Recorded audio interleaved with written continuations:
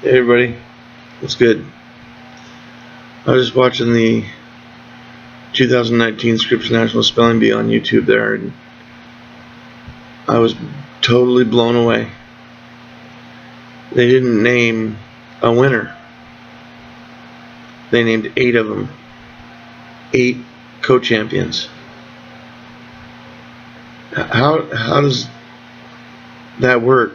So, like in NASCAR, the first 8 cars across the finish line all get first place trophies, and car number 9 gets second, and car number 10 gets third. That makes no sense. Do the top 8 football teams get the rings for the Super Bowl? I don't get it. But then again, I kind of do. Nowadays, society doesn't want kids to feel bad because they didn't win. Everybody should get an award. Everybody should be a winner. Everybody should get the prize. That's ridiculous. When you do that, it teaches the kids that it doesn't matter how much effort you put into it, because you're going to win. I can do better than 9 people, but I don't have to put any effort into being better than 8, because if I'm one of those 8, I'll get the prize anyway. I've never seen the Scripps National Spelling Bee take the 2nd, 3rd, 4th, 5th, 6th, 7th, and 8th place winners out behind the building and beat them, or post their names on bulletin boards saying, check this out, these people suck. There's a first place award for a reason, because the person who gets first place has made the effort, has done the studying, has put the work and the dedication into whatever they're competing for. Just letting them be a co-champion with other people doesn't teach them anything. It teaches them they only have to be as good as 7 other people. It teaches them that they don't have to put the effort in to be better. I'm not saying we have to be hardcore competitive and trash anybody who doesn't get first place. First place isn't always. I mean, it isn't meant to make somebody look better than somebody else. It's to reward the work and dedication and effort they've put into whatever competition they're competing in. Just saying, okay, you can share this first place award with 8 of the people, that's lame. It doesn't help anything.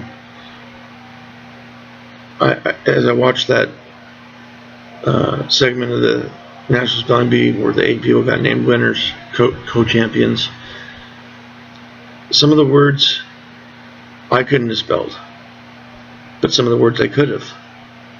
Now, if I studied and I put a lot of effort into it, I probably could have spelled every one of them. But there were words in there that I couldn't. There's no way I could have ever spelled.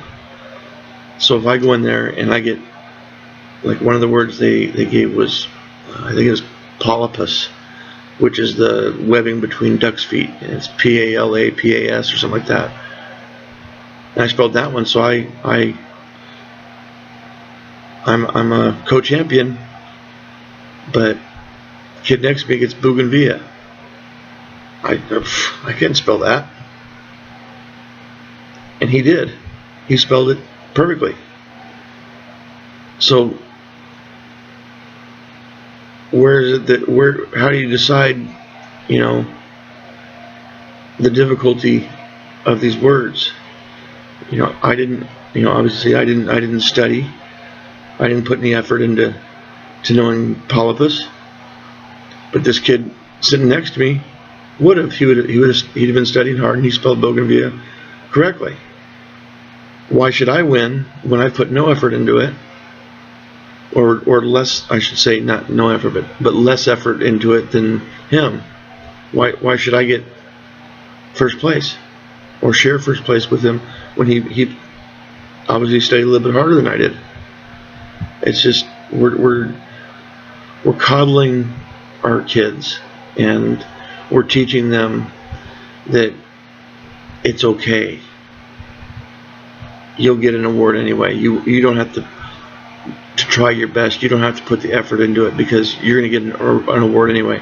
I've heard of sports teams, kids sports teams playing a game, and at the end there is no winner or loser. Everybody from both teams gets a ribbon for playing. Why would I show up to the field? It's not putting Billy across the street down because I got more home runs than he did. It just means that I got more home runs. I played a little bit better, but it doesn't make him a bad person. Doesn't mean he's trash. Doesn't mean he's not worth anything. It just means that in that game, my team played a little bit better than his team.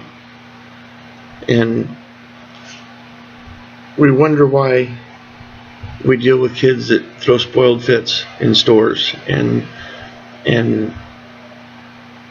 go ape shit because they don't get their way. It's because they've been taught now that they'll get their way. They're going to get what they want. Doesn't matter what happens.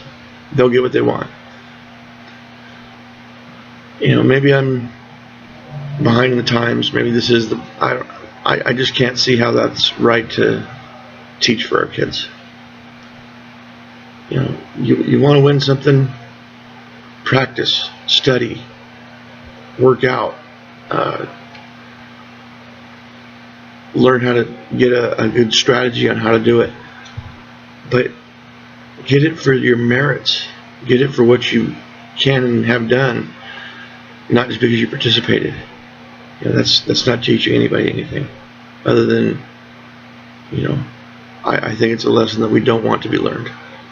But it's 2019. My daughter will always know that if you put your mind to it and you put your effort into it and you put your dedication to it, you can attain it. It's not going to be given to you. Nobody's just going to walk up and say, here you go. You have to do something to proactively earn or attain something in life. Anyway, that's my 2 cents off the soapbox. You guys have a great day.